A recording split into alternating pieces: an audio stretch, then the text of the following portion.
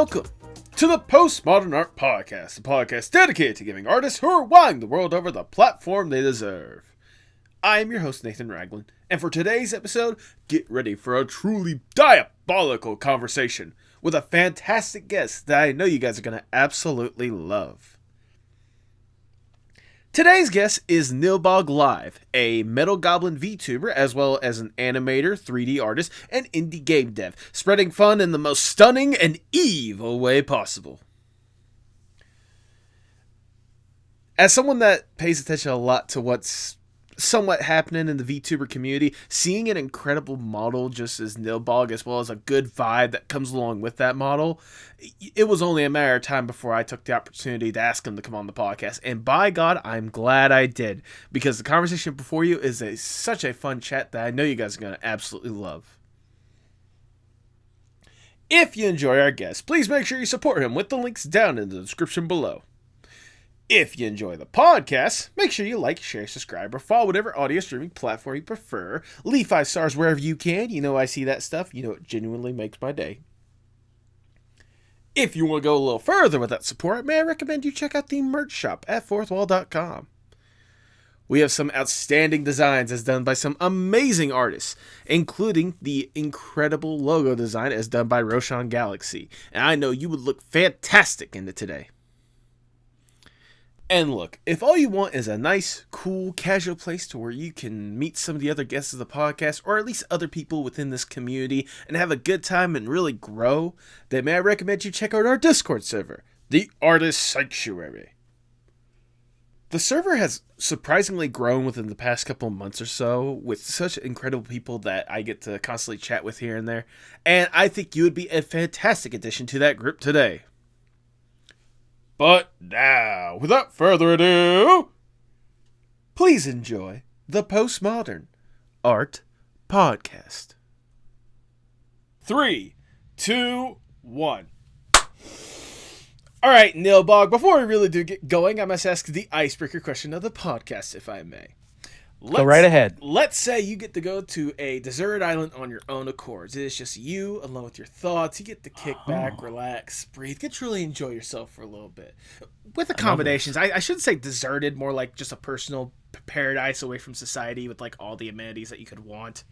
There is electricity on this island? There is electricity, there is Wi-Fi connection and all that jazz. Whoa, party island, all right. Exactly, party island, that's what we need. But to make sure you don't go completely insane on this party island, you could bring one piece of media or one piece of art with you to help with whatever kind of headspace you want on this island. If given this opportunity, what would that one piece be? Oh, that's a good question. I mean, I could say I could go computer, because then you could kind of have. I made all this on a computer. That is true. But I'm gonna go more specific. I'm gonna say I'm getting the most fun out of my PlayStation 5. So I'm gonna say I gotta have my PlayStation 5. Okay. No, that is extremely valid, especially with how PS5. much of a freaking hunk of a machine that is. I'm a big gamer. Yeah. I need a big. I could use it as a weapon. I could fend off enemies. Yeah, the obscure pirate that somehow wants to join on the party island or whatnot. I could climb inside of it for warmth. It's so big. It's so cavernous in here. Wait a second. How tall are you? Oh, I'm a little guy. I don't know. That's a good question. Great question. One day we'll figure that out. How tall am I? Look, we ask the tough questions here on the Postmodern Art Podcast. All right. 3.5 feet. I don't know. I'm 4 feet. 4 foot. 4 foot. Yeah, 4 foot. We'll go. How big are goblins? Yeah. Or we could, or to go with more fun with it, maybe we can say you're about I don't know, 66.6 inches or something like that. I'm 6 apples tall. 6 apples tall. I like that mentality. But regardless, your PlayStation 5, that is your answer. You're locking that in. Locked in. I'm picking my PS5 because I got Wi-Fi, and I hope I remember my password, and I can still download all my huge library of games. You know what? That'd be great on a desert. There's all kinds of games I've like. Well, this is. I won't get into the Persona series until I'm like retired. Until I'm like retired, or like what's another game that's like I don't know, Fire Emblem. Maybe one day I'll get into that. I guess that's not PlayStation, but you know, there's all kinds of games that are like you need a lot of time and a lot of energy to like dedicate to like starting from square one, right, and going all the way to the end. So I would like go. It'd be backlog time. It'd be backlog. There time. you go. I love that mentality. That's it. I am just briefly curious. I want to know, whenever you have that PlayStation 5, what is the first game you would plan on playing right off the bat? Oh. Well, right now, all I'm thinking about is Death Stranding 2. So you know, that's I'd probably go back to delivering, packages to. I just defeated the Lord of the Tar Lake this morning. Oh, nice. The Lord of the Tar Lake. It was great. It was a great battle. No, and I won. And especially with how like that game and its predecessor, just how much time you could delve into that story alone, with how much of a mindfuck that story is. I am 100 hours into that game, and I am on chapter 9. I'm on chapter 9 of I think I looked it up, and it's like there's 15 or 16 chapters. Goodness, so. Yeah, no, absolutely. I can see. I ain't 100%ing it. I'm just like I'm moving forward when I want to move forward. Absolutely. Like it's the games nowadays are just like big bloated messes. I'll admit this game's a big bloated mess, but it's a beautiful mess, and it's a fun mess. Yeah, absolutely. I like a fun mess. I'm a fun mess. It's fun. Welcome to the podcast. We're all fun messes here. Welcome. But regardless, I think with that answer, I cannot think of a better way to start the Postmodern Art Podcast. Welcome, everyone. I am your host, Nathan Ragland. Feel free to like, share, subscribe, or follow whatever audio streaming platform you prefer. You look fantastic with the merch that we have at the merch shop, fourthwall.com. Link to that is in the description below. And follow us on Blue Sky, Instagram, TikTok, and most social media platforms at Postmod Art Pod for future updates and guest announcements, including today's guest. He is a metal goblin VTuber, as well as a 3D artist, animator, and indie game dev, spreading fun in the most stunning and evil way possible. Welcome to the podcast, NilbogLive! Hey, wow, what an intro. Thank you, Nathan. Thank you. I tried to make sure... That intro was fire. I'm on fire, baby. Let me find the fire extinguisher. I want to make sure this doesn't burn out. Actually, you should probably put that out. It's here. I'll put okay, thank you. I blew it out. Well, thank you. It's goblin fire. It's kind of cold. It's kind of cold. I appreciate you considering not burning down this podcast. I've spent too much on this. Spent too much money on this venture. Oh, I love it. How you doing today, Nilbog? Yeah, it's a good day. Good day. Like I said, I woke up kind of early before this, and I'm like, oh, I got some time. Yeah. Let's go kill it. Let's go kill a giant tar monster in a lake in Death Stranding 2, and that's what I did. So no matter what happens today, I accomplished something. You did accomplish something. That's a good thing. Well, I think even before this, you've accomplished a lot, especially in a very short amount of time. I mean, considering the fact that, at the time that we're recording, you're not even like a year into VTubing, and considering and considering what someone did their homework. I did do my homework. Thank you very much. Yeah, you're right. I'm like I'll be a year next month, so I'm pretty. Yeah, I think so, or end of this month. Early September is like it'll be 1 year, and it's been wild. How long have you been streaming? By the way, I was gonna say I've been doing this podcast since September of 2020.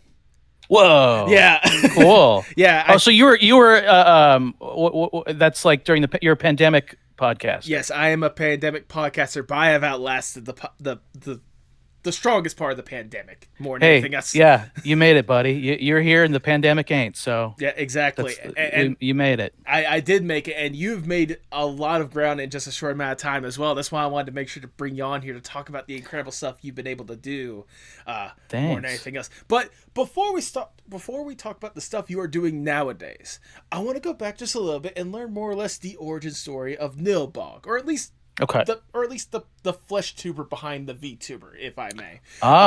What got me to making Nilbog? Well, that, but even further back to that, if I may. I want to back. I want to ask, what got you interested in art and animation and stuff in the first place? Well, as a kid, I watched a lot of cartoons. Okay.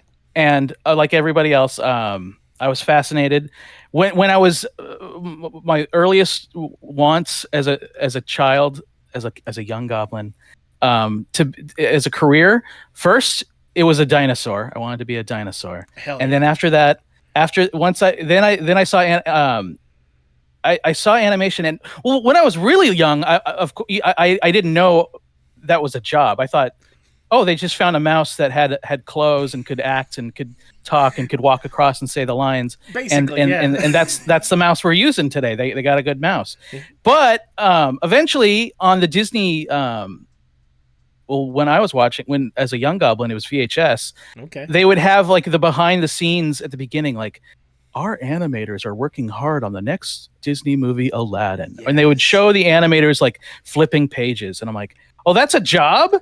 Wait, you can someone pays you to draw and you got to draw a lot. I'm in love. Yes. And so I went to the library and I got every book I could on animation. There was only a couple, so it was a very small list. And I read up about it, and I got the Preston Blair books. I don't know if you know about the Preston Blair animation books. I don't think they're still around. Google Preston Blair. There's two of them. Okay. Two, and they're still one of the best. If you want to learn animation, the bouncing ball and like even cartoon character design, they're phenomenal. Okay. And so I got they had both of them at my local Michael's at like a craft store. Okay.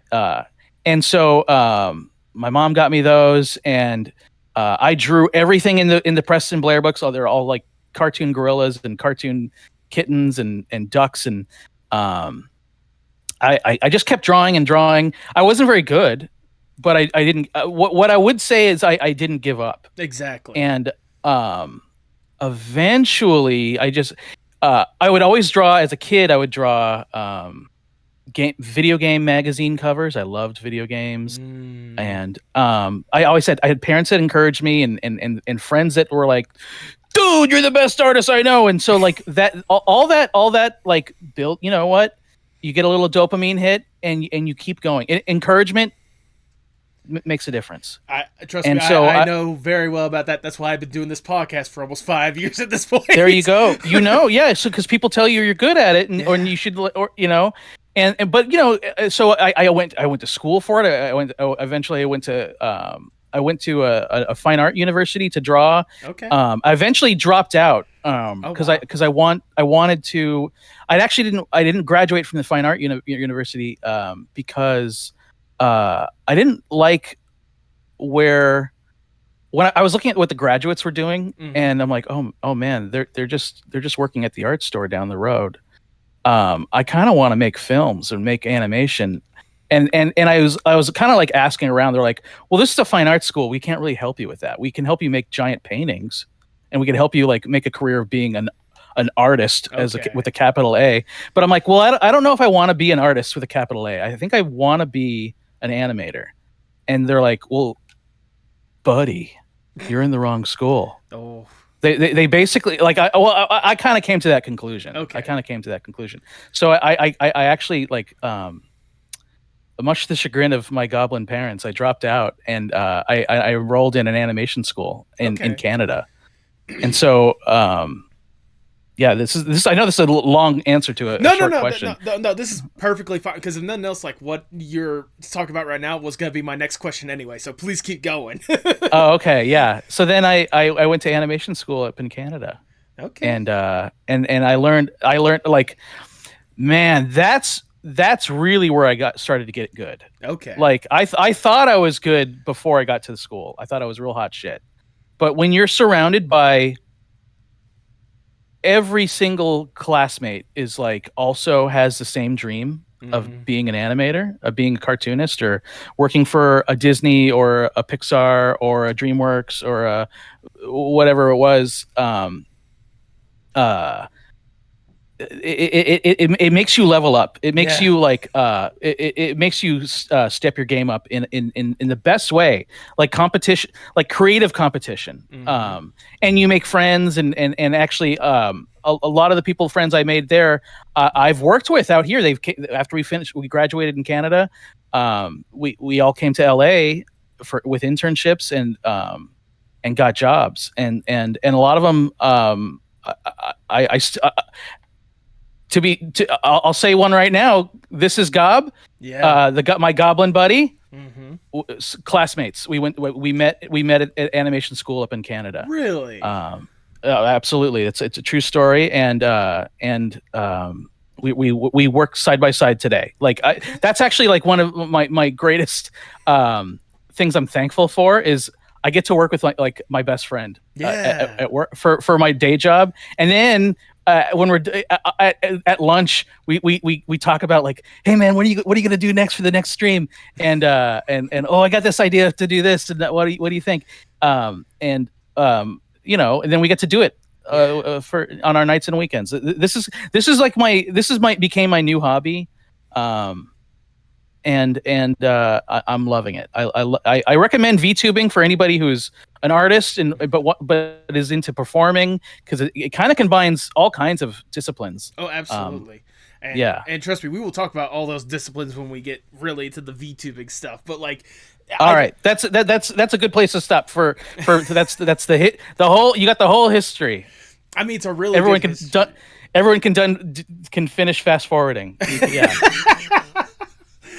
No, knowing my audience, they crave this kind of stuff. They love hearing this, like, obviously, like, what kind of led you down this road. And it's really cool to hear that, obviously, like, what started off as... It's a bumpy road. What started off as, like, behind-the-scenes features on the beginning of a VHS, which, trust me, I relate to that so much. I was one of those kids where... no matter what the movie is, I was a person that loved watching the special features before watching the actual movie itself. Like, seeing behind the scenes stuff. But like going from that to like really dedicating yourself to being in this animation field, and then the highs and lows of like, the realizations, taking that risk and dropping out of art school, going to animation school, to here you are right now. Like, especially the part that surprised me was that this is Goblin, because I knew you two knew each other for a while. I remember because I went back and watched your debut stream, and you guys have said that, you guys said that like you've worked with each other for like years at this point. Like, you guys are like really good friends for years. I did not realize it was that long ago when it comes to we had we've been working together. Oh God. Well, we've graduated. It's been actually, we had a discovery. It'll be 20 years since we started school, so we've known each other 20 years. Like, wow, it's crazy. Yeah, that is insane. That's how old we are. Well, I'm pretty sure you dated yourself to some of the audience whenever you said VHS. It's like the thing. Oh yeah, a lot of them are googling. Google it. Google it. I will say, I dare ya. I was gonna say, look, I grew up at the tail end of VHS, so there was still plenty of VHS for me around for me. Oh, sure. to enjoy. So I don't have to Google it. But yeah, I grew up on all kinds of new audience members, and you never know. The new generation only knows iPads, and I get it. They know iPads and YouTube, which, by the way, don't give your ID to YouTube. Anyways, no, but it's really cool to hear, especially like once you truly dedicated yourself to animation and wanted to be really a part of that. Like, was that moment like that you knew you wanted to be in animation? Like, the moment you knew you wanted it to be your career, was it that kind of like, was it that behind the scenes stuff, or was it something a little later on? Like, when did you fully realize, hey, this is the field that I want to be in, no matter what? Well, yeah, I don't know. I think I always was being pulled towards it. I think when I made my first flip book, I made a flip book of Stimpy farting, and I thought like, this is too much fun. I wonder if I could do better. I wonder if I could do better than a Post-it pad. Okay. I wonder, because I did it on a Post-it note pad. But I mean, that was probably like when I was like 10 or 11. Okay. But kids have all kinds of like, well, I'm gonna be a basketball player. I'm gonna be I guess now you'd say like, I want to be a YouTuber, a YouTube star. and things fall away, and you end up like, well, I'm going to go into accounting, or I'm going to learn a trade like I'm going to be an electrician or a plumber. Yep. Very smart moves to do. Yes. I'm just stubborn. I'm just very stubborn. And but I will say, I've never been out of work. There you go. So can you be an animator? And I work as an animator today. Can you be an animator for 20 years in this industry? You can. It's not easy. No. But hey, you got to be good. That's it. What can I say? Yeah. And you got to not give up, because yes. it's very easy to just say like, oh, F it. Yep. You got to be nice. You got to network. You got to it's like any job. Like don't be an asshole. Yep, exactly. That's how do you get work? How's the phone keep ringing? Well, if you're not an asshole, people will call you and ask you, hey, are you available to help us with this project? And you go, yes. I'm put me in, coach. And I can only imagine, especially for you, especially with that can-do attitude, I can only imagine the amount of opportunities you've probably had to work on some incredible projects. I unfortunately could not find in my research some of the places and projects you've been able to work on, but I would just love to know, like, what were some of the highlights of some of the incredible stuff you had a hand in, especially on this 20-year animation journey? Oh my goodness. What were some of my first ones? Oh, I know, my very first job in animation as an intern. And I was an intern in pay only, because they were giving me real work. Like I was animating scenes at this studio. Oh, that's cool. It's there's a show on Nickelodeon called El Tigre, The Adventures of Manny Rivera. No way. And I was an animator on El Tigre in Flash. I learned a lot. I learned a lot on that show. I'm sorry, that hit my heart, because that was one of the cartoons I loved watching growing up, and Jorge Gutierrez is a dream guest on this podcast as well. Like that. It was cool. I got to meet him at Comic-Con that year, and nice. And I said, hey, I animated that one scene with the lava and all that. He's like, hey, great, muchacho. Yeah, he was really nice. He was really nice. Absolutely. So that was like, that was my internship, and then I went back to school, and then I came back, and I actually when I graduated, and I had my portfolio, and I was like, a fresh-faced young goblin ready to enter the animation industry, with experience. Like I can now say like, oh, I got show at least some 3 months, but I had some stuff in my reel from the show. Yeah. I thought, well, now it's time to jump on a career. And when I tell you the door was slammed in my face, every place I turned in my portfolio. I mean, everyone knows this story. Like this story, everyone looking for work. It's like tumbleweeds, like passing by right now, because we're experiencing a similar drought. But it was when I tell you when the year I graduated, it was very bad. And in so much that like major studios were like folding their animation departments, and so I had applied everywhere and got no bites, and I had to like, this is back when you would even drop off a portfolio and you'd get a call and you think, oh, it's a call from the major studio, and they're like, yeah, can you come down and pick up your portfolio? We're done with looking at it. And it was like, oh God. Oh, that hurts. That hurts. And so, it was like adding insult to injury. So anyway, I was ready to like, actually like move back home. Cause I came out to LA, for like, a week or two, or like a week to kind of knock on doors and stuff. Right. And, as I was leaving, I'm like, well, I want to stop by, the place I did my internship at. Okay. It's a small studio called 6 Point Harness. Okay. And I'm just gonna say hello, and just say say hi to my old bosses and everybody. They were nice. And I'm gonna just say like, hey guys, I'm leaving town forever. Goodbye forever. And they're like, Nilbog, it's so good to see you. Hey man, can you start like on Monday? We're really busy right now. and it was like the best news I'd ever heard. I'm like, oh my God, you like me. you really like me. And they started throwing petals at me. It was great. And so there was a gig right away, and they're like, well, we can hire you for 3 months. Is that cool with you? I'm like, absolutely. I'll stick around for 3 months.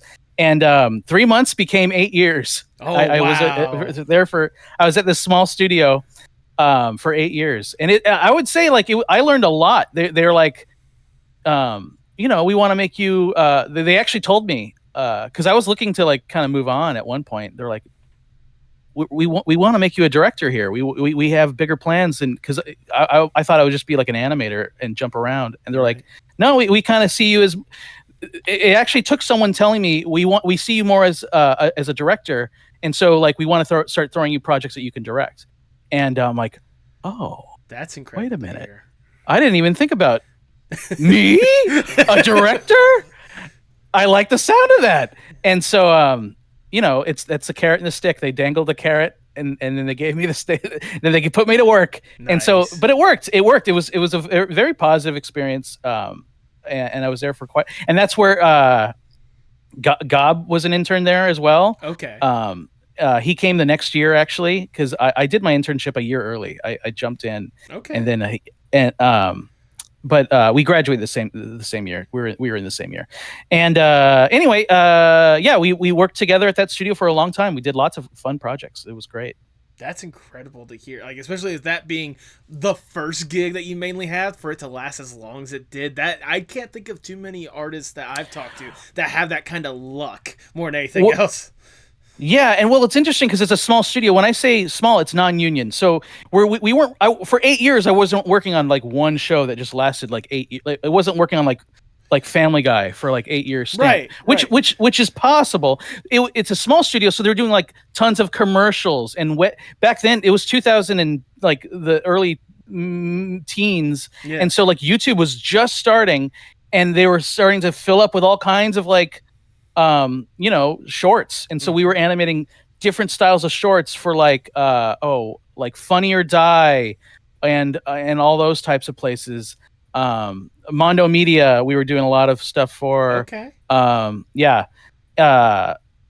we did a ton of pilots, lots of TV pilots for like Comedy Central, Cartoon Network, bunch of stuff that never sees the light of air, the light of day. But nonetheless, pilots are great because you still get paid, and you're still working on like a cool project that you like. Sometimes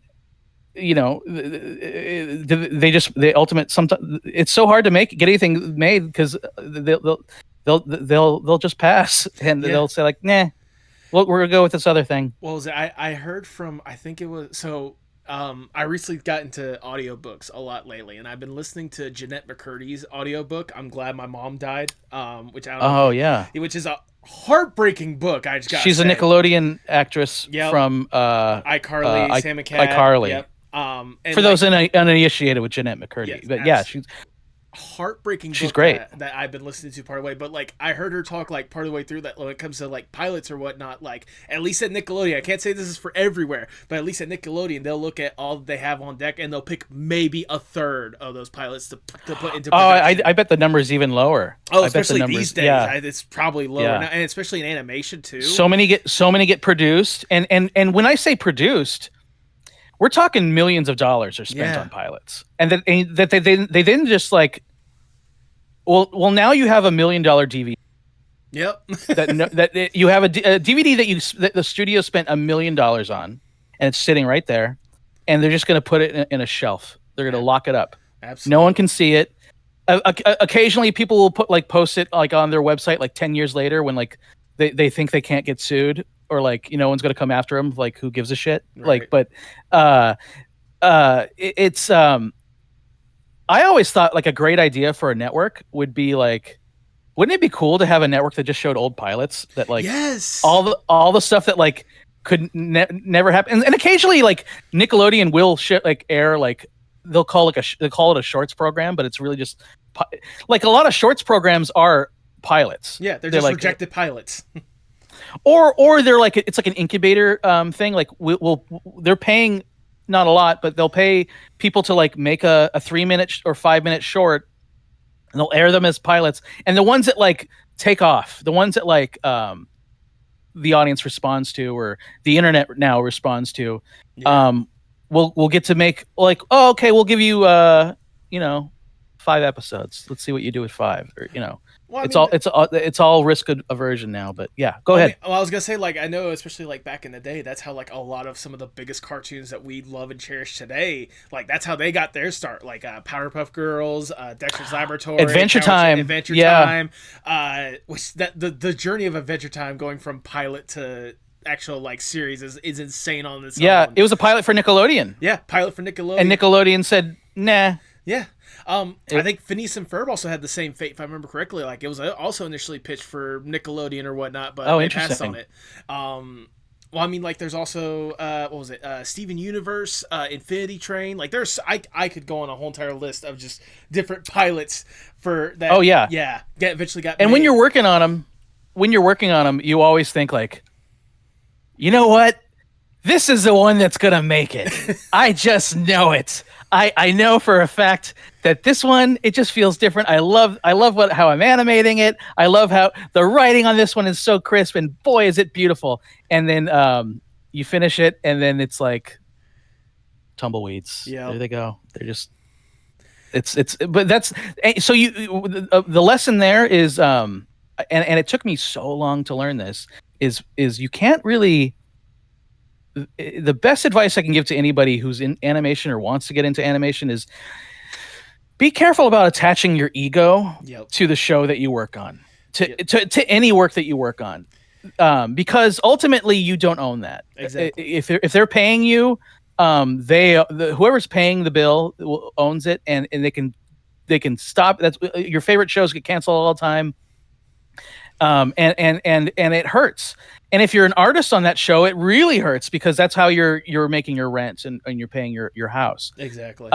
But if you can not attach your ego to it as much, you tend to be able to mentally anyway bounce back when things end.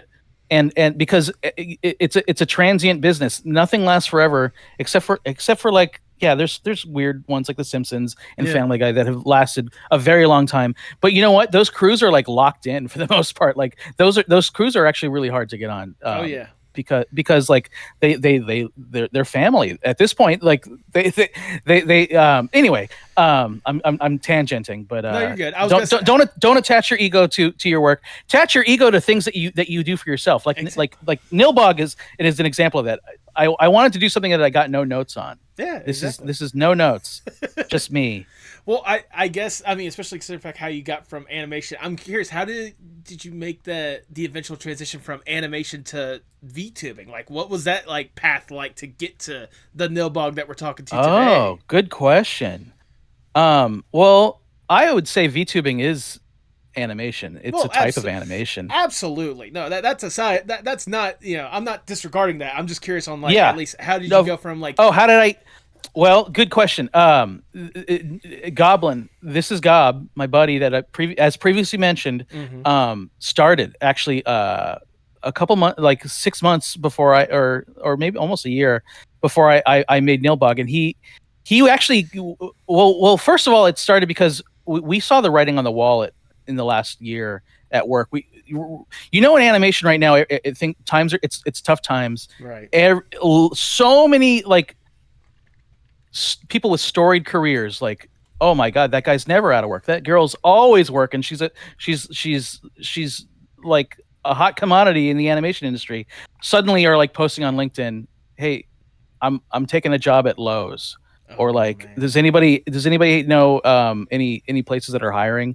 And so we saw the writing on the wall. We saw like there's going to be putting an ear out to our studio. We knew that there's going to be like an abyss of work, of no work coming because of the pandemic, because of like the writer's strike and all that. Like it was going to be like, well, they're just not going to be as many jobs. And so we started to think like, what can we do now? It's, you know what it's a good time for?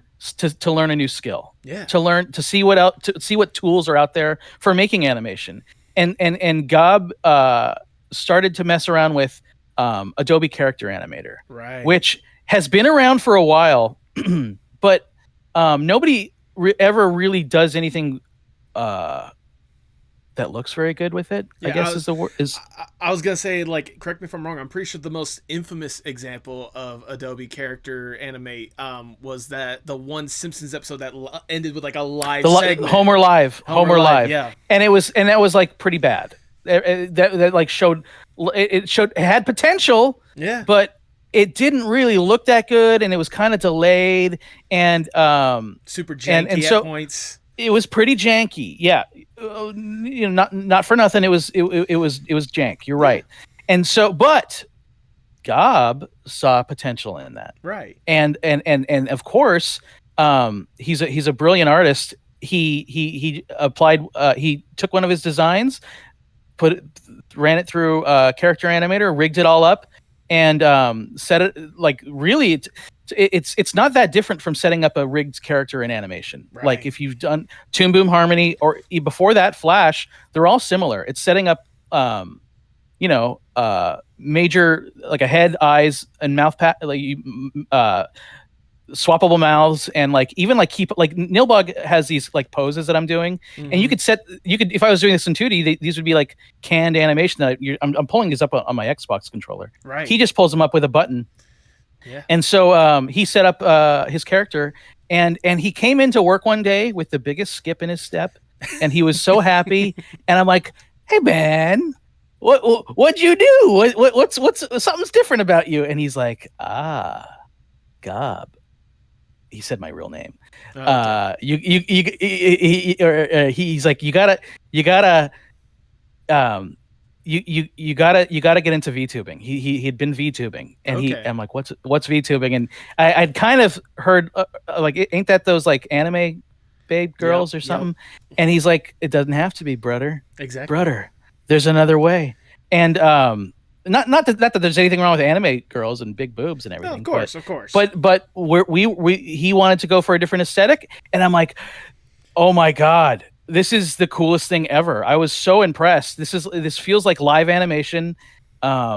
His show he immediately started doing like a talk show format. Yeah. Howard Stern style, and it was so fun, podcast style, basically. Interviewing people like you. Exactly. And I said, I know what I must do. I must make I must make a goblin sidekick. To be I want to play in the sandbox, buddy. Exactly. And so I made a little doodle on a Post-it, and you can actually see the doodle. I think I posted on my Blue Sky. It's like my first post. And a little sketch. I would say it's the one where it's like you see little Gobbo like at the bottom with like the jewel or whatnot, the cursed gem. And like a genie or whatnot, and you're like shaking hands. Oh no, actually that's fan art. Someone made fan art of that. Okay. Yeah. No, there's a Post-it note sketch. It's on my Instagram, on Nilbog's Instagram. I'll dig it up, or you could post it. You could post it in post. Yeah. In the corner right here. I was gonna say, I'll just flash up just right here. Yeah, it's right there, there. There I am. I'm beautiful. That was a sketch I made, and then I sculpted it in VR, and I went home and I sculpted it. And set it all up in Unreal, and the rest is history. Absolutely. I was streaming with them. It does. I do want to at least take a step back when it comes to that little description, because it's really cool to hear that. Obviously, like, you can go into VR and sculpting that kind of stuff. But correct me if I'm wrong. When you got into animation, you were a 2D animator. Am I right? I still am. I am a 2D animator. Well, it leads me to wonder, like, when did you decide to tinker around with 3D animation and VR stuff? Like, what made you want to add that to your repertoire? Yeah.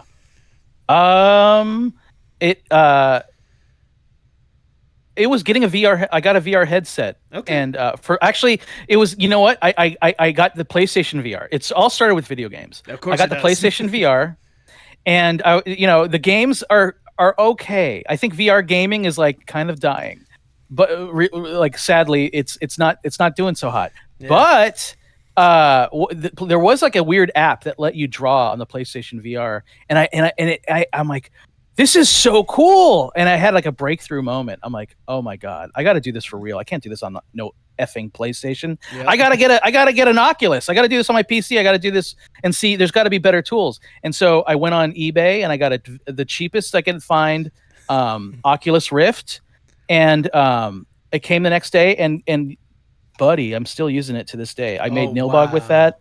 You don't need fans. Don't get the new headsets. They don't matter, especially if you don't care about games. If you just want to make art and sculpt, I wanted to sculpt because I tried to do 3D sculpting in school. They tried to teach us like at the animation school we went to. They tried. There was we had a class in Maya, and it never clicked. It was always really hard for me to like use a mouse. It was like it felt like to move something in 3D by using a mouse and looking at a 2D flat viewport felt like trying to draw with boxing gloves. I can imagine. It just feels weird. There's like a disconnect with my brain and what I'm seeing. But if I have a VR helmet on and I'm drawing in 3D space, it just feels like drawing. It literally is drawing. And so that's why I think VR sculpting is the way to go. If anybody's sort of interested in making stuff in 3D, especially figurines or sculptures, I would recommend getting a cheap VR headset and looking into sculpting there, because it's your motor skills are better than your skills with the mouse and doing it. You can just you move your arms and you draw around, and so that was a breakthrough. It was putting on a VR helmet was how I switched to 3D. Okay. And that led me to, okay, so I sculpted it. Now what? What do I do with it? That's where I learned Blender and learning, and all that was through YouTube, the school of YouTube. There's no better way to learn Blender than just I have many. If anybody has any questions about Blender, reach out. I'll send you some links because there's too many to mention. Oh, I bet. But there's all kinds of channels, especially in today's day and age where everyone is kind of posting kind of educational stuff, like how to use this kind of stuff. Like there's a plethora of resources for people to use. Absolutely. But VR got lit the fire, and I've been on fire ever since. Yeah, so, absolutely. Crap, I forgot the fire extinguisher. Goodness. It's out. It's out. Okay. Thank you. I love the fire effects, but some things around here could be highly flammable. Just to be cautious. Understood. Just like myself, I can potentially highly flammable. No, I was gonna say. No, it's incredible to hear that like getting that VR headset kind of unlocked that potential and led you down this path that I bet you probably at a certain point didn't even think was even possible. Because again, you didn't even know that, like, you didn't know that you had the skills until you actually put on the headset and like worked with it a little bit more, or at least the interest for it. And you didn't know that VTubing was a possibility until This Is Goblin even told you about it. That's it. It's good, yeah, and it's surprisingly easier than I thought. That's the other thing is like, you don't have to be afraid of it. If you when you're drawing a cartoon character and you're making like decisions as you're drawing it, you're making all kinds of 3D decisions. You're thinking with a 3D brain, and you're using foreshortening and perspective to like, where am I gonna put this eye? Where am I gonna his mouth would curve around this way up the side of his face, and so you're doing all kinds of 3D things anyway. Once you start like having the tool that makes 3D modeling as easy as drawing, it's over. It's so easy. It's actually like it's very zen. I love it. I'm looking for. I'm going to be modeling later this evening. I've booked some time for myself to do it. So yeah. It's a very good practice. I hope people give it a shot. Oh, absolutely. Especially when obviously they're looking at such an incredible model and an incredible being, such as, again, the NilbogLive I've been talking to this entire time, the metal goblin that I am speaking to, which leads me to also ask, I imagine part of it is, once again, your good buddy, This Is Goblin, but what led you to want to be the metal goblin persona that you portray yourself to be? Yeah, I wanted to make, going back to when Gob said he was doing his VTubing and he was kind of like a host of a show. I'm like, well, I want to be like your Andy Richter, your sidekick. Yeah. Or like your Ed McMahon or you're the buddy that sits on the couch and is like, yeah, good one, boss, yeah. And so that meant design wise, I wanted to not look like a Green Goblin. I don't want it because he's a Green Goblin, right? And so I don't want to like have two, and I want to be visually distinct. Exactly. How can I be visually distinct? Well, one, I could be 3D. I could be a totally different medium, and I thought that'd be really fun. Which is a really good choice, by the way.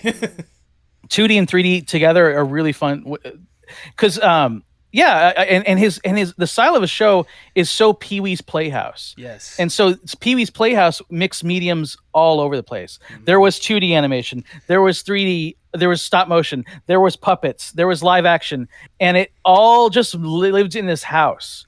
And so that's kind of like the vibe, and it's like a mashup, and so I wanted to make a 3D goblin who maybe is like, I'm like, what colors can he be? And I'm like, what if it was all metal? Yeah. What if it was like, and armor? And so that made me remember when I was a kid, there was a movie called Legend, a 1985 movie with starring a young Tom Cruise, very handsome Tom Cruise, and Tim Curry as the devil, as the red demon guy. And in that movie, there's a metal goblin called I forget the name. We'll put it in post. But there's a metal goblin in that movie who has like a kind of he's got like kind of a cage near his eyes, and it looks like a knight's helmet. This kind of helmet I was also kind of inspired by Dark Souls. Yeah. I'm like, what if Fozzie Bear was in Dark Souls? And so that's kind of like the way my head goes up to a point. If you look at Fozzie Bear, his head goes up to his little point. Yep. For his little, because he's got like a cute little hat. I actually should have a Fozzie Bear handkerchief, like a polka dot pink polka dot. That'd be a good callback. I wanted. Go ahead. Or see, like, maybe have like one of the redeems be like, have your head be literally replaced with Fozzie Bears or whatnot, just for the bit. There you go. Waka waka, and I can wiggle my ears. There you go. So yeah, I just wanted to make like an edgelord Fozzie Bear, and I think so those were my inspirations. The movie Legend had this metal goblin. I kind of took that as a starting point, but I wanted to make it more like a Muppet. So I gave him like a floppy jaw, and I was very inspired by Mystery Science Theater. Yes. I love Mystery Science Theater. So there's a little Crow-T robot in the way his jaw kind of has this like dangle, and like it jiggles like Crow when he moved his head. Yep. It always felt like cheap plastic, and I kind of want that cheap plasticky feel. And I think that's it's all thanks to the Unreal Engine. This is all made live in Unreal Engine. I'm looking at my iPad right now. I'm sitting in my apartment just enjoying the beautiful sun outside. But I'm also a goblin, Nilbog, the evil goblin, and here and I'm talking to you, Nathan, on this wonderful podcast. Absolutely. I was gonna say, like, I appreciate the inspirations that you just talked about. Those are all fantastic inspirations, all meshed into this incredible thing, and especially using Unreal to really get that vision across or whatnot. Like, especially like, for example, like the reflection on your armor, like it looks like stunning. Like, I'm not gonna lie, when I first saw you, my first thought is that like you could easily have been like an enemy for like the Spyro the Dragon remastered series. Like, that's what I was thinking. I get that a lot. I get Spyro a lot. I get you look like an enemy in an old Mario game, or an enemy in a Ubisoft platform, like a Rayman game. Okay. Like there's all kinds of like and I love that. I want it to feel nostalgia. Yes. That's never a bad thing, especially if you're picking a VTuber design. Oh, absolutely. Go the nostalgia route. You've interviewed other VTubers too. Oh, I've interviewed plenty of other VTubers, and they've all with so many different like designs, like whether, because a lot of them are independent. So it's not like they fall under like the not all of them are under like the anime girl designs or whatnot. Like, I've talked to Eldritch Grandpa, I've talked to at least 2 different otters, I've talked to an armadillo. I know Eldritch Grandpa. I think. Yeah. Eldritch Grandpa's incredible. I was gonna say I've talked to kaijus. I've talked to okapis. Like, I've talked to a plethora of different Yeah. designs and different, inspirations or whatnot. So yeah. It's and VTubing is so cool because this is me. I'm not putting on a voice. I'm not like, there are VTubers who like change their personalities and they like become more. I guess you could be slightly more heightened, but like, I think that's really exhausting. I think this is just me. I happen to like have like a filter on my face that makes me look like this. This is how I choose to present myself, but it's me. I'm Nilbog and I'm playing video games and I'm chatting or I'm just cracking wise and having fun.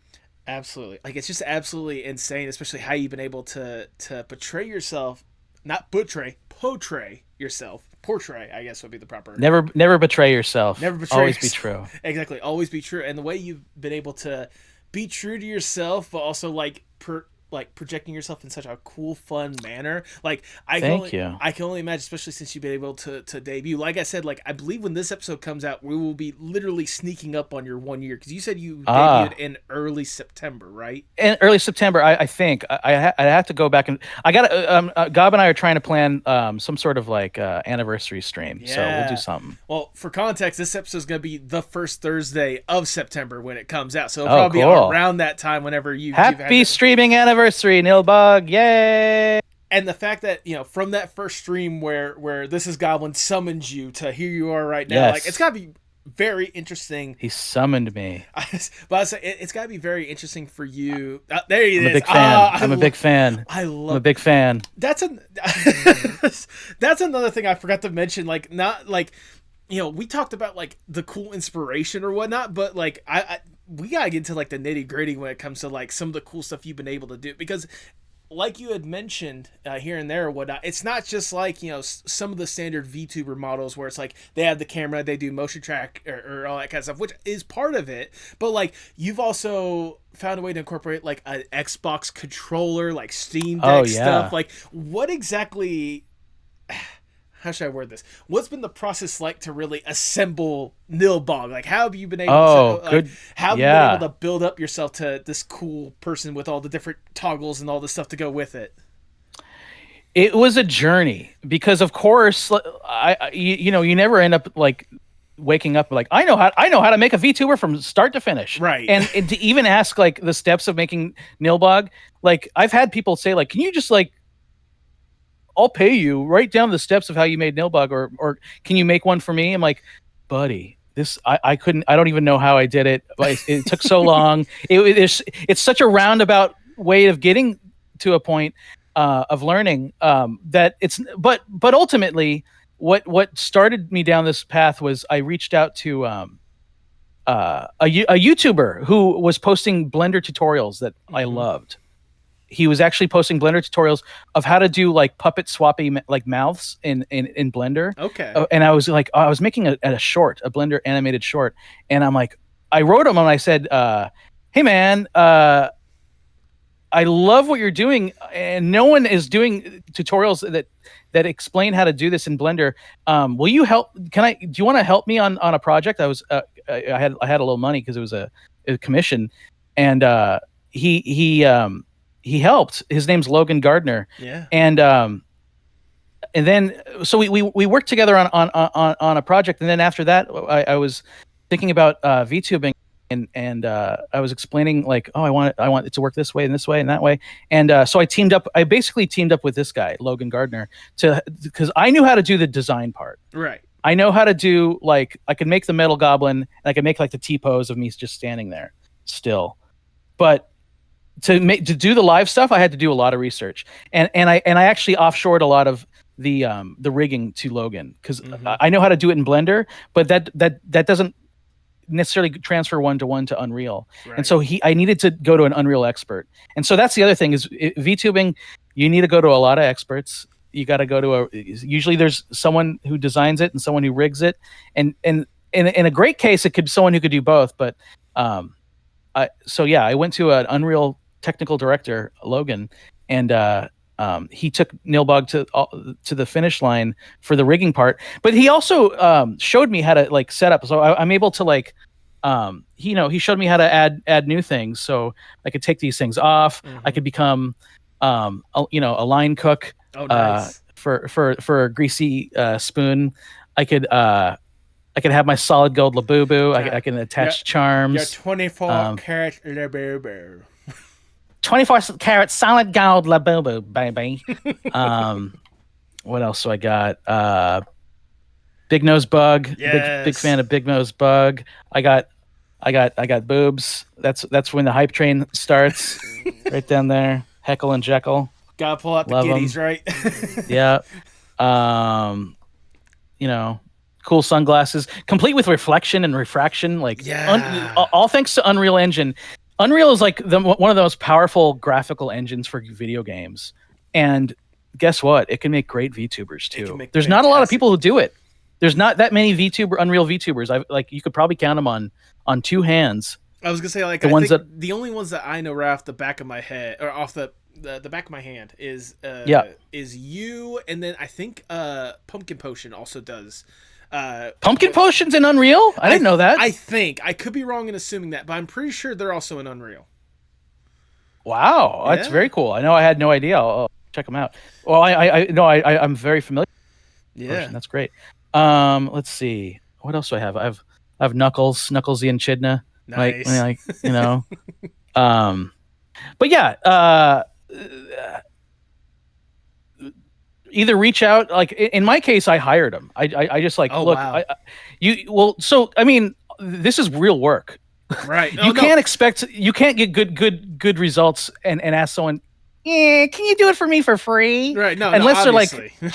Right, like that. If anybody asks me to do anything for free, I tell them to F off. Like, and as artists, you should not work for free. I don't think you should always like charge something. Yeah. So, I hired a buddy, and guess what? You get good results.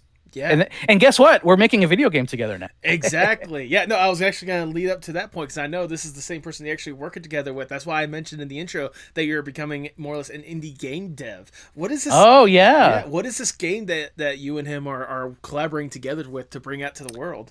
Oh, well, it's still early days. Right. But I'll keep it light on the details. But we're making in Unreal Engine the kind of a twin stick hack and slash. Okay. Like a top-down isometric hack and slash. So imagine if Zelda Link to the Past style, like top-down Zelda, but more arcadey, more fast. I want you to be able to move fast, attack faster.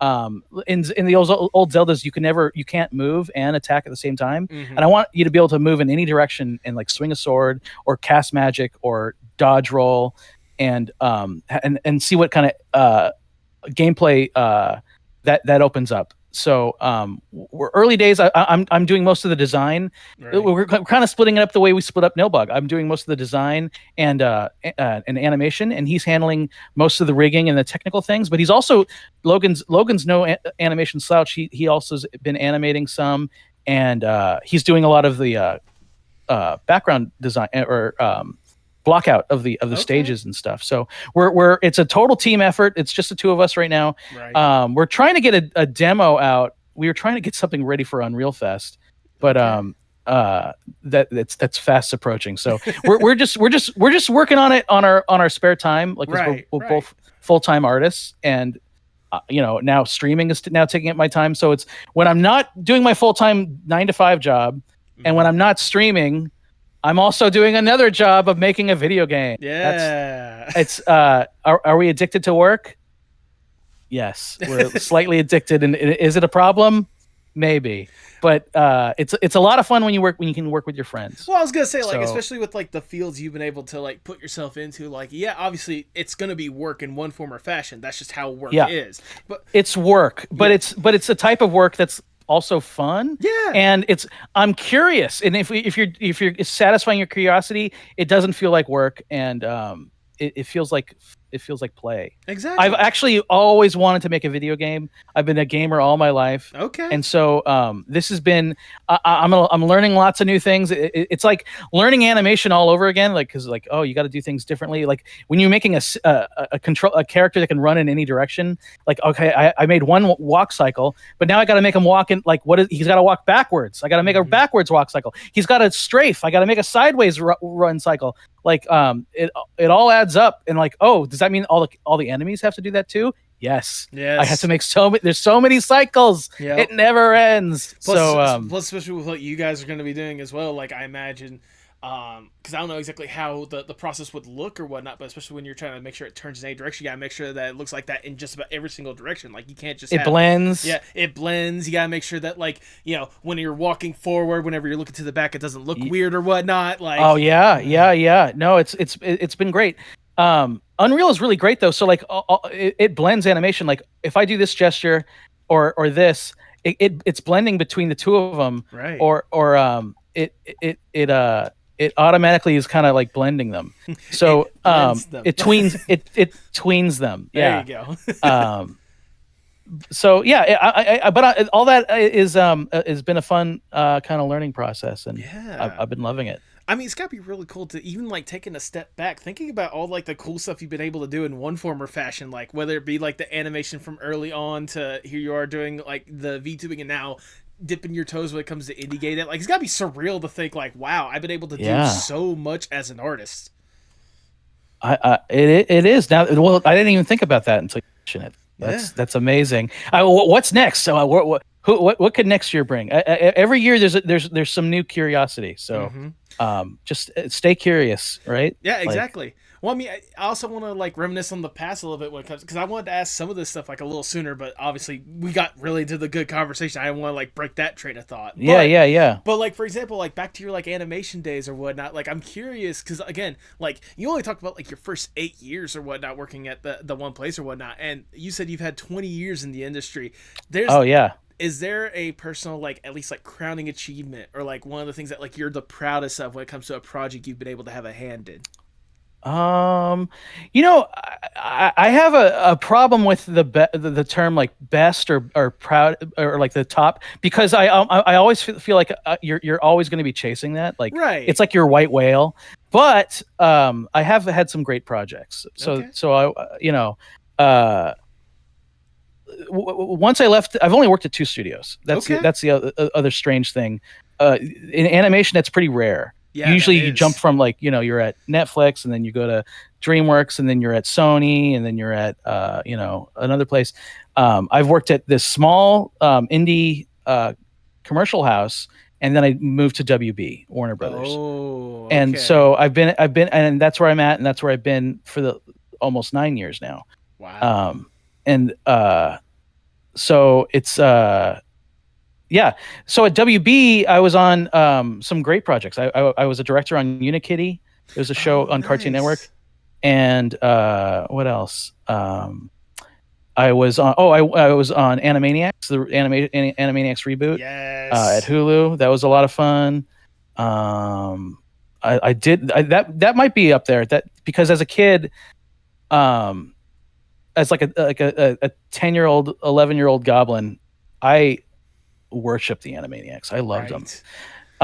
And so it was cool to work on the reboot. But again, by that point, I'm like, well, it's still just a job. Oh, and so it's but it was a fun job, and it was, I got to work with like the most talented crew, like the Animaniacs crew, like wow. And it was like actually the biggest show I've ever worked on. There were so many people on that project, because it was a Spielberg produced, like they had a budget, they threw some money at it.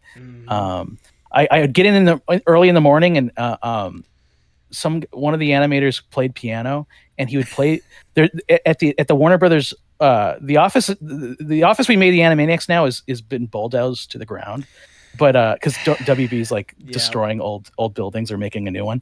But they used to have the piano that was the old Hanna-Barbera piano. Oh wow! That they made like Tom and Jerry music on. And one of the animators, if you got in early, you'd hear him like just tinkling the ivories, like playing like Rachmaninoff. He was like a classically trained pianist. I just remember it was like a treat. I'm like, I'm gonna get to work early and hear some that guy like go ham on the Hanna-Barbera piano. Like Joseph Barbera was farting on that piano bench, and it's got the talent of past cartoonists seeped in and around the room. So Animaniacs was if you're like that was a really fun time, but like all things end, and then after Animaniacs, what was it?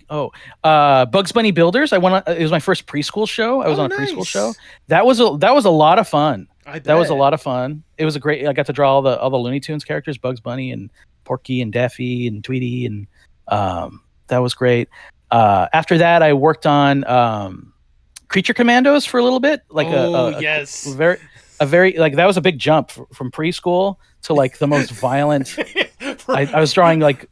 From preschool to quite possibly like the most adult thing that Warner Brothers. Yeah, I was drawing soldiers getting ripped in half, and it was fun. But I was only on that I was helping out like in between projects, so I was like helping out before my next gig started, and now I'm on a Batman show. Ooh, I don't think it's been announced, but it's a Batman show. Okay. I'm sure people will be definitely keeping their eyes on that, because in fact that Lord knows how many different Batman projects are in production at this point. There's a lot. This is like a family Batman show. Okay. One second. Yeah. I'm gonna do this just to make sure that because I imagine there's some level of NDA to it. Is it the one that was like that they had like the Christmas special for, like the Bat? Oh yeah, actually, you're right. They have announced it. It's called. I'm on Batfam. It's called Batfam. The show. It's based on the Merry Little Batman. Yep. I wanted to make sure to do that, because again, I didn't know how much NDA, but I did remember seeing that they had announced that. So it's really cool to know that hey, you're having a hand in that and bringing that for like, because that Christmas special was so sweet. Like it was so fun. It was great. I'm glad that the show's even better. Yeah, good. Yeah, I hope so. It works better as a show. Yeah, absolutely. And then obviously, like, while you are working on that, you've had such an incredible run, again, in such a short amount of time when it comes to being a VTuber. Again, at the time that we're recording this, you hadn't even been doing this for a year, and I can only imagine some of the incredible highlights and some of the incredible moments. Do you have a personal like favorite moment, or even like a favorite stream that you've been able to do so far? Oh, I think my favorite streams are the ones I do with Gob. Yes. Because that guy, that goblin, he's the one that started it all. He's my rock. Yeah. It actually is. Anybody's interested in doing VTubing, buddy, do it with a buddy. Do it with a friend. Get it.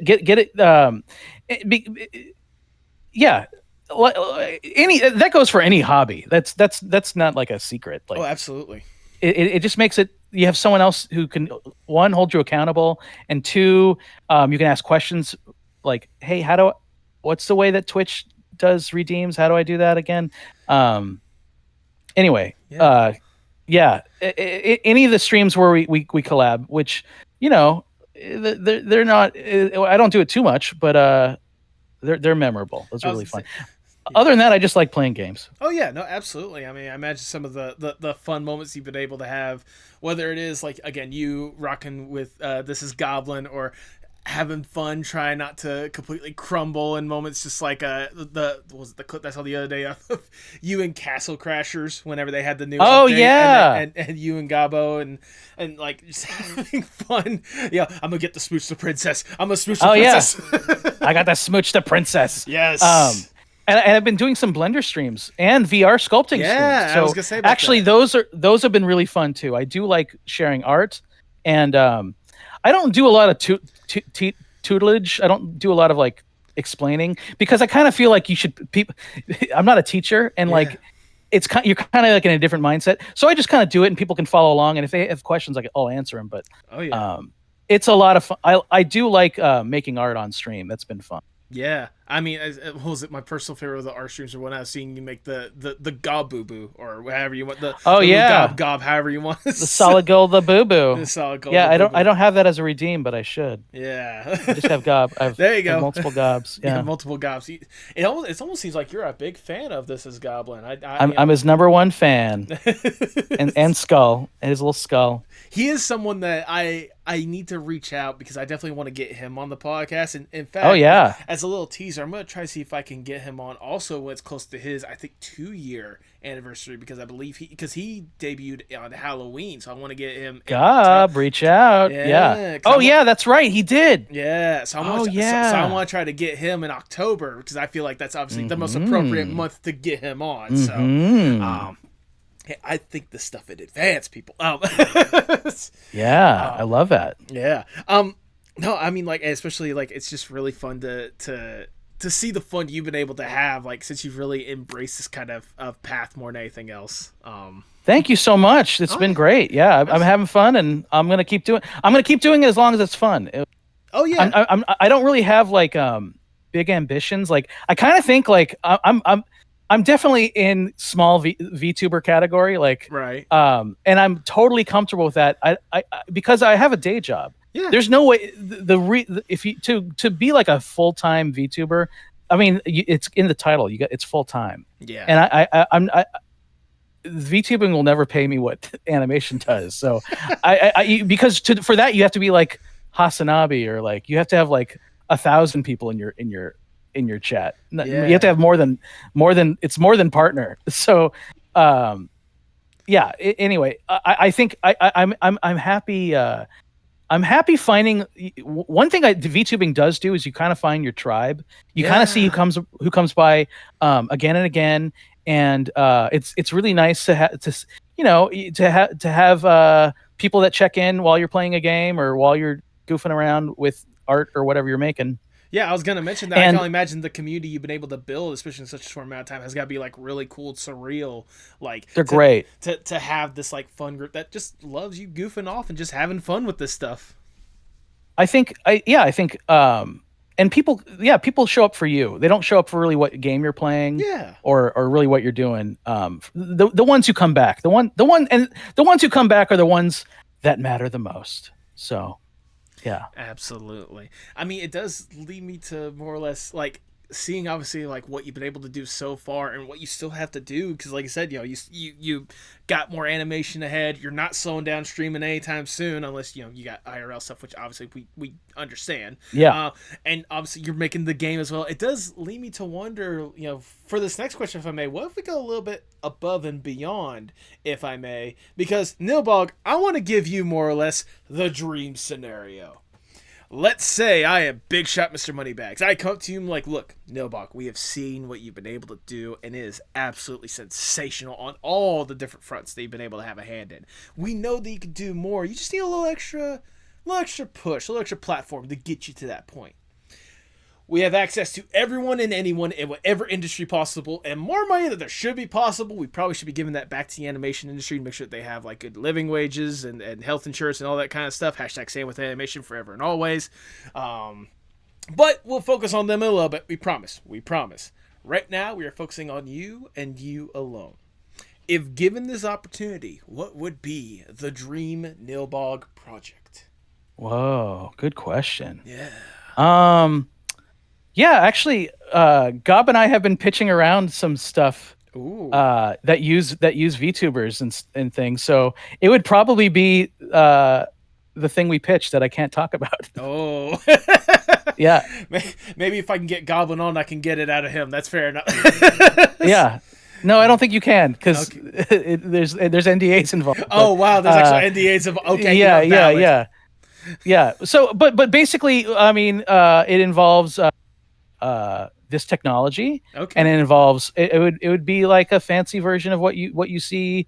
What you see is what you get. It basically what I haven't seen anybody do is write a TV show with this technology in mind. Okay, yeah. People see this technology and they want, and from the meetings we've had, they want to shoehorn it into a show that already exists. They're like, how can we make X show faster by using this technology? And we I want to tell them that's not what I want you to do. I want you to make a new show with this technology. Don't try and do the old stuff. Make something new. Well, because we saw, like we had mentioned earlier when we were talking about the technology that Goblin uses or whatnot, like we've seen them try to shoehorn this technology into something that pre-existing, and it wasn't working. Like it didn't work the way that they had envisioned. There was a lot of kinks and flaws to it or whatnot. For sure. But if you go ahead. I was going to say, because in VTubing there's inherent things that you can't do. Right. Like a VTuber, I mean, the shortcuts of VTubing is like you're kind of stationary and it's good for like talking. Right. But like the minute you're like, oh, and then the character's got to jump into a car and go on an adventure. Well, then you might as well just be animating a full animated series. Right. It's not really VTubing. So like we would want to write something that takes advantage of the medium and maybe is in a format that encourages live performance and topical topics. So that's kind of no, I get what you guys are putting down. I can understand that, because like I was saying, like, obviously, like if you take the technology and build a concept from the ground up, you can understand the limitations that come with it, and you can build it to where it can be the best product possible, instead of, hey, there's this thing, square peg, round hole, square peg, round hole. That's it. There's a lot of square peg, round hole. Because executives are all constantly trying to like put out their own fires and messes, right? And they're like, "Well, how are you the solution to all my problems?" Well, I'm like, "Well, I'm the solution to your new problems. I'm a brand new problem. I don't care about your old shit." Anyway, we can let that fire go on its own flammable path. All right, we have a new one that we can take care of before it happens. Yeah, that's incredible. But yeah, so I don't know. I think, VTuber sitcom. Let's do it. Yeah, or VTuber game show. Let's keep it nice and there's no reason why a VTuber game show can't exist today. Oh, absolutely. I mean, we've seen VTubers do their own takes on game shows, but having like a full-on VTuber game show would be incredible. Yeah, why not put it on can a VTuber host Hollywood Squares? Ooh. Or video game squares or something. Like, let's do something fun. Yeah, let's pitch that to Game Show Network. I'm sure they'd be down for that in a heartbeat. Game show. Let's go bigger. Let's go because who really has Game Show Network other than like people in their 70s? Like, fair. I mean, we gotta go. Like, I don't know. So like, yeah, it would take some thinking, but yeah. Yeah, something like around those lines. Yeah, I didn't mean to like say like Game Show Network, but yeah. I got what you're getting at. It's like, that's good. We gotta go for the money. It's like it's like the one, what was it, the Wonder Woman? This is good, but we could do better. Yeah. But sadly, we do gotta get down from the dream scenario. We have to get back to reality, and And I'll ask the ever so generic question as you hear my dogs barking in the background. Your dogs are hungry. They're either hungry or they're excited, one of the two. But let me ask the ever so generic question. Where do you hope to see yourself in, say, 5 to 10 years from now? Just happy and making art. I don't have any other grandiose plans other than that. I think I don't plan. I don't plan like a big thing like that. I take a day at a time, and that's what's got me this far. And so I'd like to continue being happy and continue making art. I hope those are two important things. Those are not easy. No, they're not easy. Not easy. Happy, making art, and playing video games. Yep. 3 things. Unfortunately, you don't have the third hand to illustrate that point further. 4 things. Happy, making art, playing video games, and I don't know. Food. Food is important. Delicious meals. There you go. A succulent Chinese meal. Rest in peace to that guy. No, that's honestly like that kind of mentality. Like if no matter where it takes you, as long as you have that mentality, I think that is very important. I appreciate that being your mentality. Like as you take things, I guess, day by day or whatnot. Because everything else doesn't really matter to me. Exactly. It's like small beans. Like I'm not. Yeah, that's how I feel. Absolutely. as we start to wind down the interview, I just got one last question I want to ask you. Obviously, you are deeply entrenched in art in one form or fashion. Like I said, at this point, you've dipped your toes in so many different aspects of art, whether it be animation, VTubing, because I like you illustrated before, VTubing is not just have model, have fun. There's a lot of aspects that go into that, a lot of different aspects of art that goes into VTubing, as well as game dev as well. How important is art, not just for you, but for the world as a whole? Oh, it's very important. That's why when I see the AI art and like people like trying to pass off AI art as like actual art, like I'm like, buddy, yeah, you're a big fake. Yeah, you're not an artist. You're a fartist. It's go. Fake. F for fake. I think art is really important. I think it's one of the things. It's therapeutic. It makes you happier. I think actually working with your hands. Actually, one of the reasons why I think VR is really clicked for me is because you actually use your hands. Oh, yeah. And I think there's something like in our reptile or caveman brains that that gives us like the most joy if you can. That's why like working in a workshop or woodworking or pushing clay around, it's so satisfying. It's like how to do it as a baby, to push clay around. And so I think making art is that important to us. I think it definitely keeps me happy. And it's a release, it's a form of communication and expression. I think the meaning of life is we all want to be understood and be heard. And art is a beautiful way of doing that, of communicating an idea to other people that you could say a lot without saying a single word by making a piece of art. So it's one of our most important things. I wish our government gave more money towards art programs in school and for young artists. And but I don't really want to be a bummer or complain. So I just think to reiterate, art's really important, and I think your audience knows that. Yeah, I think I'm preaching to the choir here. You guys all know. You guys are it's the pop art podcast. Postmodern art, pop art, all of the art, all the above. All the art. It's important. Every art. Yes. No, we're postmodern deconstructed art. There you go. No, as well as like I know you're preaching to the choir, but I always like to ask that at the end of every single episode because I personally enjoy hearing how everyone has both the same but also like different takes on that kind of stuff, because obviously like for us, it's easy for us to say like obviously art's important to us because we're deeply entrenched in art, more than anything else. But you never know if you get like the occasional person that may have never even heard about you, or then maybe they heard about something about this offhand or something along the lines of that, and they want to see it and they hear that and maybe it might resonate with them. Who knows? I still like to it's a great question. There's no right or wrong answer to that Absolutely. question. Like art, it's a subjective question. Exactly. But that doesn't mean you shouldn't try. You shouldn't. Everyone should try and answer that question in your own head. Yes. How would you answer that? How important is art to you? Yeah, and honestly, that's a good question. Hey, let me get audience participation in this one. Go in the comments below. Tell me your answer to this question. Yeah, write them down. I don't think I've ever asked the audience that question. Audience, call to action. Yeah, call to action. Audience, how important is art to you? Like, not just to you, but for the world as a whole.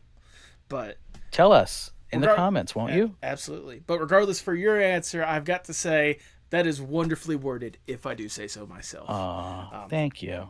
Nilbog, that is all the questions I have for you. Obviously, I have showered you with Lord knows how much praise up to this point, but I'm going to shower you with a little bit more. Just enough praise. Well, too bad. I'll take a little more. I'll take a little more. Because it's my podcast, I do what I want.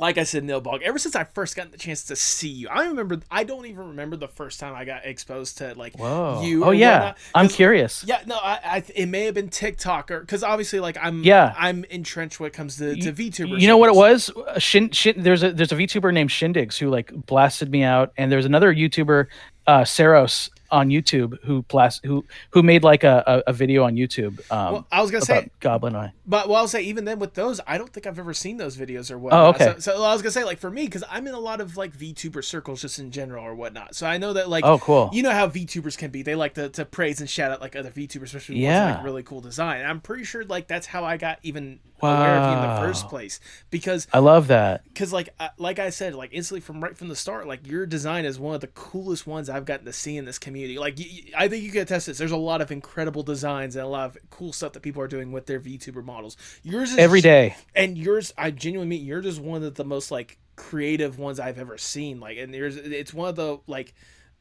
most stunning ones I've ever gotten the chance to see. Thank you. It's really cool to see you be able to not only have this vision in mind, but be able to actually make it a thing, make it a reality that people get to see and love alongside and laugh alongside more than anything else. Wow. But then getting to hear more about your backstory, especially today, like getting the chance to sit down with you, getting the chance to chat. Like, I already had a lot of love and respect for you, man, but like that love and respect, it's through the roof. There is no more roof. The roof is gone. All right. Like that's wow. Yeah. It's nice, good sunshine coming in, and like it's like it's really cool to know that like you have that love for what you're doing, because there needs to be a lot more of that love out there in the world, and I genuinely do appreciate that like you have that love and you want to showcase it in one form or fashion, whether it's talking about some of the cool opportunities you've been able to get, to having fun and going into VR and sculpting stuff that you didn't even know about was a possibility maybe 5 or 10 years ago, to taking that love and work with your friends and such, and taking that to different mediums and different aspects of art. Like it's really cool. It's really inspiring to see how much your love is spreading to all different forms of art. And I'm sure, especially with the audience that you have now, and Lord knows how much more it's going to grow, especially as you keep doing this, like it's going to be really incredible to see how many other people are going to share that same love with you more than anything else. Wow. The long and short of it is, Nilbog, thank you so much for what you do. Thank you for putting yourself out there like you have been, and keep up the incredible work, because you deserve every single opportunity you have gotten and are going to get, I swear. Thank you, Nathan. Thank you so much. That was a great a great summary of everything we talked about, and it's been my pleasure. I think you're a really good interview, and really good host. So I can't wait to see more. I appreciate that. Look, yeah, I know we already talked about the dopamine hit, but like you're really making that dopamine hit more right now. Oh yeah, we all need it. Let it surge through you. I hope everyone gets to work on cool projects this weekend, whatever or whenever you're listening to this, and yeah, tell us about the art that you make, and and above all, share it. This all came about because I started sharing my work online. Exactly. Share it, get that dopamine hit, but run with it and keep making more. Don't stop. Stop. And if people want to see more of that art that you are sharing, and more of that stuff that you've been doing, go ahead and plug yourself for the people at home. Where can people find more about you and what you do? NilbogLive on Blue Sky, NilbogLive on Instagram, NilbogLive on TikTok and YouTube, NilbogLive. And on Twitch as well, obviously. On Twitch, yeah, that's Evil Goblin spelled backwards. Yes, it is. Yes, I love that. Like, it's something that unless you like take the time to look into it or think about it for more than 2 seconds, you wouldn't think that like, oh, it's just Nilbog Live. He's live. He's like a live host. Yeah, I love that. Because there's several. I'm pretty sure there's a good several. Oh yeah, Nilbog was taken. I couldn't be Nilbog. Yeah, well, I was gonna say Nilbog Live. Well, I was gonna say what I was gonna say is I'm pretty sure there's a good chunk of like Twitch streamers that use like live at the end of their stuff anyway. So it's so it just like kind of blends in, but then you look at it and you're like, absolutely. Goblin. Yeah, I love explaining that. That's everyone who has a name live in the back of their username, buddy, they're secretly evil. Yes, don't forget. That explains so many different. No, I'm joking. Do you have any final words before we do sign off? No, this has been great. Thanks so much. Keep making art, everybody, and I'll see you guys around. And thanks so much, Nathan. And with that, all I have left to say is for the people at home, if you can, please pay your artists. Pay your artists. That's it. Tell me what's wrong, tell me its parts in motion. Sing me a song, tell me your eyes can open. Show me it all, pick me up in the car you drove when you used to call. Show me it all.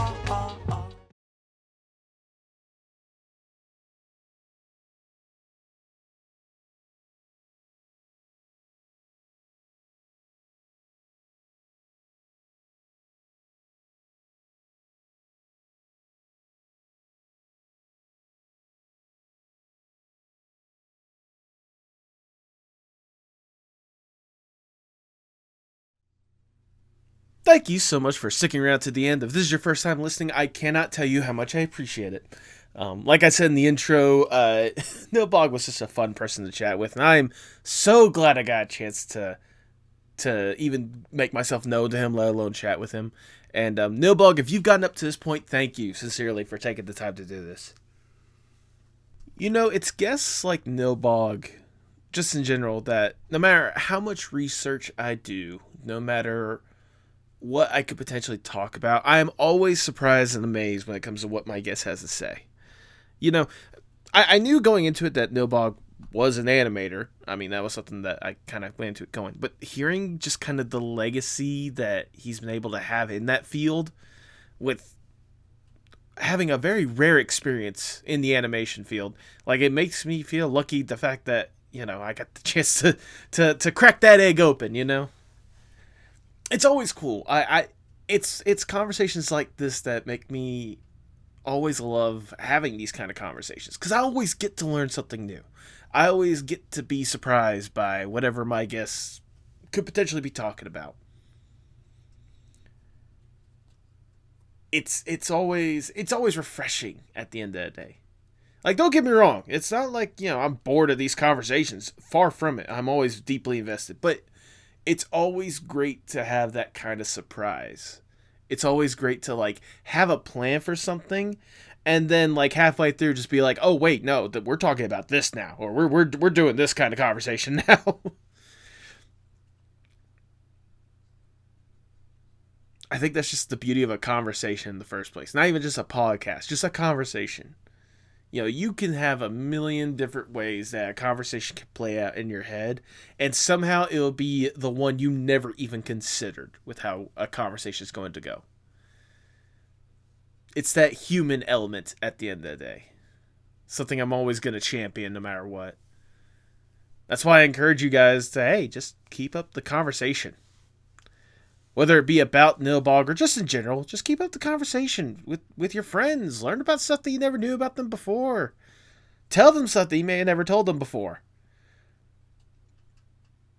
Conversation is what we need, especially in today's world, so we can all have a better understanding of each other. And especially with fun conversations like the one you just listened to today, who knows how much closer together we can be just by listening, just by learning, just by having a little chat.